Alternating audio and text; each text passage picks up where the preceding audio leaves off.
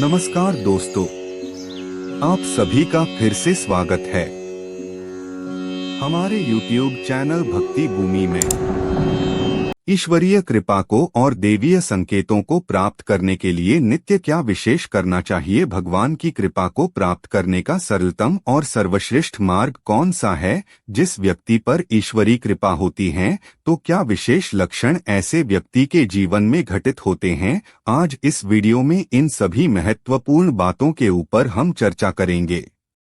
ईश्वरी कृपा को और देवीय संकेतों को प्राप्त करने के लिए क्या विशेष करना चाहिए? तो उसके लिए जो सबसे जरूरी शर्त है वह है निरंतर प्रयास करना और नित्य नियमों का पालन करना, और इन प्रयासों को जारी रखने के लिए अटूट संकल्प शक्ति का होना। संकल्प शक्ति और निरंतर प्रयास, यह दोनों बातें किसी भी कार्य की सफलता की पहली शर्त है, अनिवार्य है। जब इसी संकल्प शक्ति के साथ, निरंतरता के साथ हम भगवान की भक्ति करते हैं, नित्य कुछ समय उनका जप करने में लगाते हैं, उनका नाम ध्यान करने में लगाते हैं, तो जीवन में कई बार असंभव से लगने वाली चीजें भी संभव हो जाती हैं। और ऐसे व्यक्ति के जीवन में यह 5 लक्षण अवश्य होते हैं। यह 5 घटनाएं ऐसे व्यक्ति के संग अवश्य घटित होती हैं, जिनमें पहला लक्षण है कि ऐसे व्यक्ति को कई परीक्षाओं से गुजरना पड़ता है, कष्ट भी आते हैं और उसको उसके प्रयासों में असफलता भी मिलती है। यह ईश्वर प्राप्ति का पहला चरण है, जिससे गुजरकर हर भक्त को जाना पड़ता है। तो इसीलिए दोस्तों, भगवान की भक्ति में अगर आपके जीवन में कष्ट आ रहे हैं, बार बार असफलताएं मिल रही हैं, तो इनके पीछे के कारणों को जानने की कोशिश करनी है। हताश नहीं होना है, निराश नहीं होना है, अपने प्रयासों को छोड़ना नहीं है। विशेषकर भक्ति के शुरू के जो 3-4 साल होते हैं, उसमें ऐसा कुछ ज्यादा होता है। भक्ति के मार्ग में जब आप चलते हैं तो एक कार्य आपका सफल होता है, लेकिन वही कुछ अन्य परेशानियां, अन्य बाधाएं आपके सामने आ जाती हैं। और यह जो स्थिति है, इसके पीछे 2 प्रमुख कारण हैं। पहला, जिन नकारात्मक ऊर्जा होने आपको घेरा हुआ है, वह बेचैन होने लगती हैं, वह नहीं चाहती कि आप भक्ति के मार्ग पर आगे बढ़े, आप आध्यात्मिक उन्नति करें, क्योंकि आपके अंदर की जो नकारात्मक सोच है, आपके अंदर के जो भी नकारात्मक विचार हैं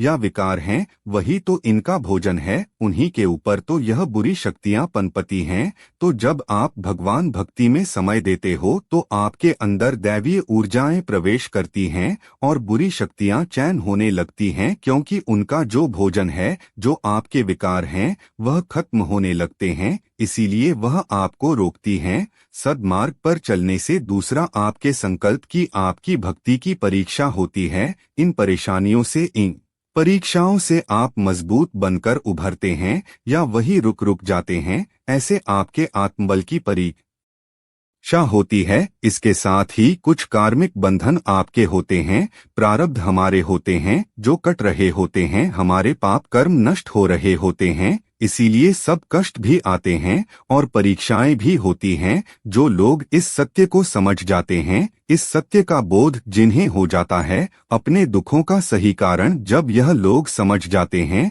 और तब वह अपने प्रयासों को निरंतर करते हैं, भगवान की प्राप्ति के प्रयासों को निरंतर करते हैं। और एक समय आता है कि जब यह सारे आपके पाप कर्म नष्ट हो जाते हैं, आपके कार्मिक बंधन कट जाते हैं, और तब जीवन श्रेष्ठ हो जाता है, आनंदमय हो जाता है। दूसरी चीज जो ऐसे व्यक्ति के संघटित होती है कि जो भी पाठ ऐसा व्यक्ति नियमित रूप से कर है, जो भी मंत्रादि करता है, वह सिद्ध हो जाते हैं। व्यक्ति को विशेष सिद्धियां बिना मांगे देवीय कृपा से प्राप्त हो जाते हैं। देखिए, कोई भी विशेष सिद्धि के लिए जब साधक लोग प्रयास करते हैं तो संकल्प उठाते हैं, 21 दिन का, 41 दिन का संकल्प उठाते हैं और तब प्रयास करते हैं। लेकिन जो सबसे बड़ा संकल्प है, सर्वश्रेष्ठ संकल्प है, वह है कि हम हर दिन निश्चित समय किसी देवी या देवता के नाम समर्पित कर दें। अपने के अपने गुरु के नाम समर्पित कर दें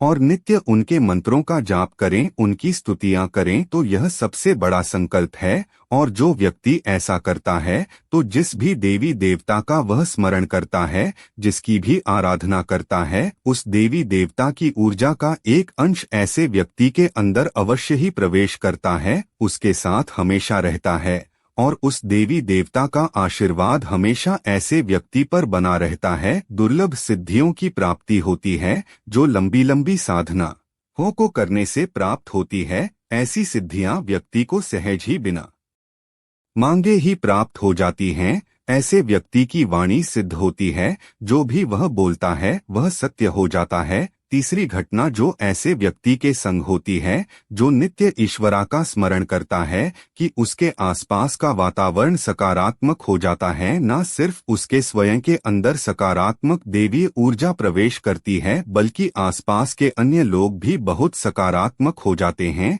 जिस घर में नित्य ईश्वर के नाम की ज्योत जलती है, उनके नाम का स्मरण हो है, वहाँ कोई भी नकारात्मक शक्ति नहीं टिकती, क्योंकि नित्य जाप से दैवीय ऊर्जाएं उस घर में इतनी प्रबल हो जाती हैं कि कितनी भी प्रचंड नकारात्मक ऊर्जा है, कितनी भी प्रचंड बुरी शक्तियां हैं, उनका नाश होता है।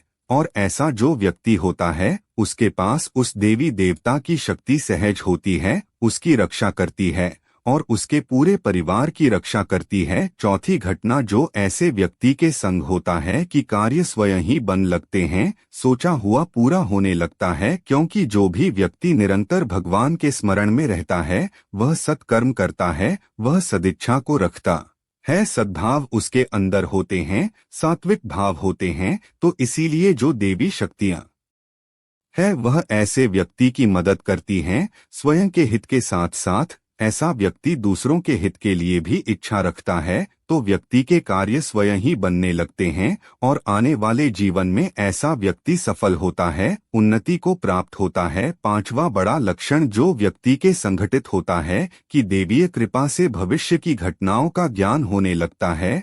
और किसी भी व्यक्ति को जब आप देखते हैं या किसी स्थान विशेष में आप जाते हैं तो वहां की ऊर्जा उस व्यक्ति की ऊर्जा का आभास पहले से ही हो जाता है। कोई भी व्यक्ति सामने आता है तो उस व्यक्ति को देखकर आपको यह आभास हो जाता है कि व्यक्ति की सोच क्या है, सकारात्मक है या नकारात्मक है। किसी स्थान पर जाकर यदि वहां कोई भी नेगेटिव एनर्जी है तो उसका आभास ऐसे व्यक्ति को हो जाता है, या सकारात्मक ऊर्जाएं हैं, दैवीय ऊर्जाएं हैं, तो उनका भी आभास ऐसे व्यक्ति को हो जाता है। सेंसिटिविटी बहुत बढ़ जाती है। क्यों होता है? क्योंकि निरंतर भक्ति से जो हमारा पीनियल ग्लैंड है, जो आज्ञा चक्र है, वो सक्रिय हो जाता है, जो कि हमारी स्पिरिचुअल ग्रोथ से, हमारी आध्यात्मिक उन्नति से जुड़ा हुआ होता है। ये चक्र इसके अलावा हमारे जो भी और चक्र हैं वो बैलेंस हो जाते हैं, एक्टिवेटेड हो जाते हैं। उन चक्रों के जो भी ब्लॉकेजेस हैं वह दूर होते हैं।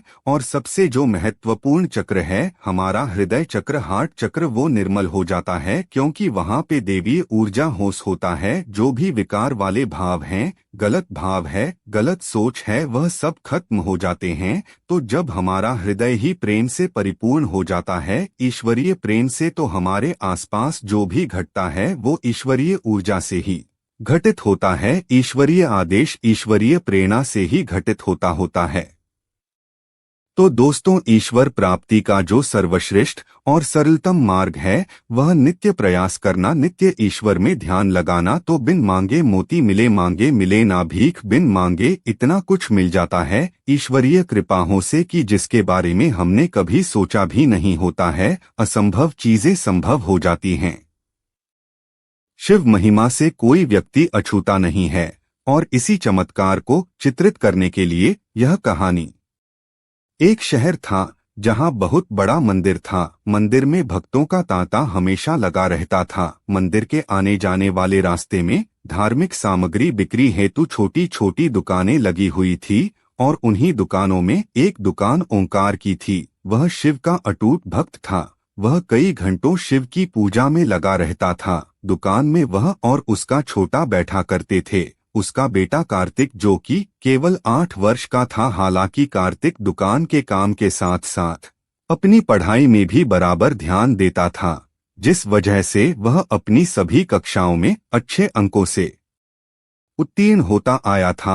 ओंकार अपने बेटे से बहुत प्यार करता था। ओंकार की पत्नी कार्तिक को जन्म देते ही दुनिया छोड़ चुकी थी। बचपन से कार्तिक को ओंकार ने माँ और बाप दोनों का प्यार दिया था। कार्तिक अपने पिता का आज्ञाकारी बेटा था। वह घर के काम के साथ साथ दुकान का भी काम संभाल लेता था। उनकी जिंदगी बहुत मजे से चल रही थी।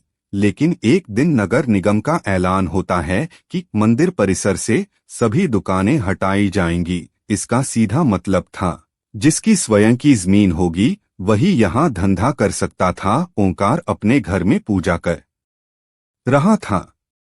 जैसे ही उसे यह बात पता चलती है, उसके पैरों तले जमीन खिसक जाती है, क्योंकि मंदिर परिसर की वह दुकान उसकी रोजी रोटी थी और उस दुकान के अलावा उसके पास आमदनी का कोई और जरिया नहीं था। वह तुरंत भगवान शिव के सामने बेसुध होकर लेट जाता है। ओंकार की आंखों में आंसू आ जाते हैं और वह शिव भगवान से कहता है, क्यों दे रहे हो मुझे इतनी तकलीफ प्रभु? क्या मैंने कोई पाप किए थे? कुछ देर बाद ओंकार शिव भगवान के सामने हाथ जोड़कर खड़ा होता है और अपनी दुकान की तरफ भागता है। सभी दुकानदारों को दुकान से सामान खाली करने के लिए एक दिन का समय दिया जाता है, जिसके लिए लाउडस्पीकर से लगातार सारे मंदिर परिसर में सरकारी ऐलान होता रहता है।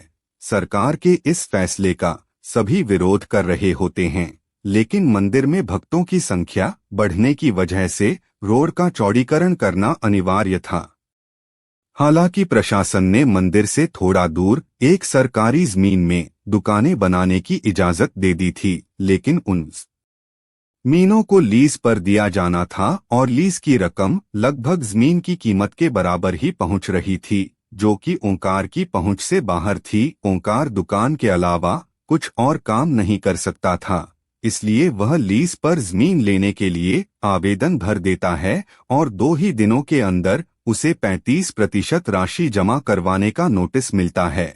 उसने कई सालों से दुकान से पैसे कमाकर जोड़े थे, इसलिए उसके पास लगभग आधी राशि तो उपलब्ध थी। इसलिए वह 2 दिन के अंदर 35% रकम जमा करवा देता है और बाकी का बचा हुआ 15 दिनों के अंदर जमा करवाने का समय दिया जाता है। ओंकार अपने बेटे से कहता है कि बेटा, हमें ये जमीन कुछ भी करके लेना होगा। मेरे पास आधे ही पैसे हो पा रहे हैं, बाकी पैसों के लिए हम बैंक से लोन ले लेते हैं। कार्तिक उम्र में छोटा जरूर था, लेकिन वह बहुत समझदार था। वह अपने पिता की बात से सहमत हो जाता है। ओंकार अपने बेटे को लेकर बैंक पहुंच जाता है और प्रबंधक के पास जाकर लोन के लिए आवेदन देता है। बैंक प्रबंधक उससे कहते हैं कि हम आपको बैंक लोन तभी दे सकते हैं जब कोई ऐसा व्यक्ति आपकी गारंटी दे जिसका खाता हमारे बैंक में हो। ओंकार इस बैंक से संबंधित किसी व्यक्ति को नहीं जानता था, वह यहाँ पहली बार आया था। ओंकार हताश हो जाता है और वह बैंक के बाहर सर में हाथ रखकर बैठ जाता है। तभी उसके पास एक व्यक्ति तिलक लगाए पहुँचता है। वह कार्तिक को एक चॉकलेट देता है और ओंकार से पूछता है, क्या बात है, आप परेशान लग रहे हैं? ओंकार अपनी समस्या उसके सामने रख देता है। तभी वह व्यक्ति कहता है, बस इतनी सी बात है, चलिए मैं आपकी गारंटी देता हूँ, मेरा भी खाता इसी बैंक में है। यह बात सुनते ही ओंकार के चेहरे में चमक आ जाती है। वह जल्दी से अपने कागज लेकर बैंक के अंदर दोबारा चल देता है। ओंकार अंदर पहुंचकर बैंक प्रबंधक के सामने गारंटी के तौर पर इसी व्यक्ति को प्रस्तुत कर देता है और सारी प्रक्रिया होते ही ओंकार को बैंक से लोन मिल जाता है। लोन मिलते ही वह भोले बाबा को प्रणाम करता है और जमीन का पंजीकरण करवाने के लिए राशि नगर निगम में जमा कराने पहुंच जाता है। राशि जमा होते ही ओंकार को जमीन दे दी जाती है। 2 दिनों के अंदर ओंकार लकड़ी की दुकान बनवा लेता है। ओंकार दुकान के अंदर सबसे पहले शिव की मूर्ति स्थापित करता है और इसके बाद अपने धंधे की शुरुआत कर देता है। उसे लोन चुकाने का टेंशन खाए जा रहा था। ओंकार की दुकान सबसे आखिरी में थी, इसलिए उसकी दुकान में कम ग्राहक पहुंचा करते थे। वह इतना भी पैसा नहीं कमा पा रहा था कि उसके प्रतिदिन के खर्चे पूरे हो सकें। ओंकार परेशान रहने लगा। एक दिन उसकी दुकान में वही व्यक्ति फिर से आते हैं जिन्होंने बैंक में उसे लोन की गारंटी दी थी। उन्हें देखते ही ओंकार अपनी दुकान में बैठने को कहता है और जल्दी से उनके लिए चाय नाश्ते का इंतजाम करता है। और जैसे ही वह व्यक्ति ओंकार से उसकी दुकान के हाल चाल पूछते हैं तो वह अपना दुखड़ा रोने लगता है। वह व्यक्ति शिव की मूर्ति को नीचे रखे देख ओंकार से कहते हैं, तुमने शिव भगवान को ऐसे क्यों स्थापित किया है? उनके लिए छोटा सा मंदिर बना लो, तुम्हारा कल्याण हो जाएगा। और इतना कहकर वह वहां से चले जाते हैं। ओंकार उस व्यक्ति के जाते ही अपने काम में लग जाता है। 1-2 महीने के अंदर ओंकार की हालत बदतर होने लगती है। वह कर्ज में डूबता जा रहा था, लेकिन इसके बावजूद वह शिव की पूजा में उतना ही समय देता था जितना हमेशा से देता आया था। एक दिन वह थोड़ा जल्दी दुकान पहुंच जाता है और दुकान की साफ सफाई करने लगता है। ओंकार को अचानक उस व्यक्ति की बात याद आती है कि शिव के लिए छोटा सा मंदिर बना लो। तभी ओंकार कुछ मजदूरों को बुलाकर दुकान के कोने में छोटा सा मंदिर बनवाने के लिए गड्ढा खुदवाने लगता है। लेकिन बहुत प्रयास करने के बाद भी उस जगह पर गड्ढा नहीं हो रहा होता और जब मिट्टी हटाकर मजदूर देखते हैं तो वह दंग रह जाते हैं। उन्हें एक विशाल शिवलिंग का ऊपरी हिस्सा दिखाई दे रहा होता है और जैसे ही वह किनारे किनारे मिट्टी हटाते हुए गहराई तक जाते हैं तो सभी के पसीने छूट जाते हैं, क्योंकि यह कोई साधारण शिवलिंग नहीं था। इसका आकार बहुत विशाल था और इसका पत्थर फौलाद से भी मजबूत था। शिवलिंग निकलते ही दुकान के चारों तरफ से हजारों लोगों की भीड़ जमा हो जाती है। दूर दूर से लोग वहां शिवलिंग देखने पहुंच जाते हैं। शिव की इतनी बड़ी मूर्ति जमीन के अंदर से निकलते ही खनिज विभाग के लोग उसे जब्त कर लेते हैं। शिवलिंग को मंदिर की संपत्ति मानकर मंदिर में स्थापित कर दिया जाता है, लेकिन मूर्ति निकलने की वजह से ओंकार की दुकान की कीमत आसमान छूने लगती है। सभी ग्राहक उसी दुकान से सामान लेने के लिए लाइन लगाने लगते हैं। दरअसल लोग उस जमीन को शिव जन्मभूमि का अंश समझने लगे थे। शिव महिमा ने ओंकार का जीवन बदल दिया था। उम्मीद करते हैं कि आपको इस वीडियो से कुछ नया जरूर सीखने को मिला होगा। आपको वीडियो कैसी लगी हमें कमेंट बॉक्स में जरूर बताएं। अगर वीडियो के दौरान मुझसे कोई गलती हो गई हो तो मैं माफी चाहता हूं। दोस्तों, मिलते हैं एक नई वीडियो में नई जानकारी के साथ। धन्यवाद।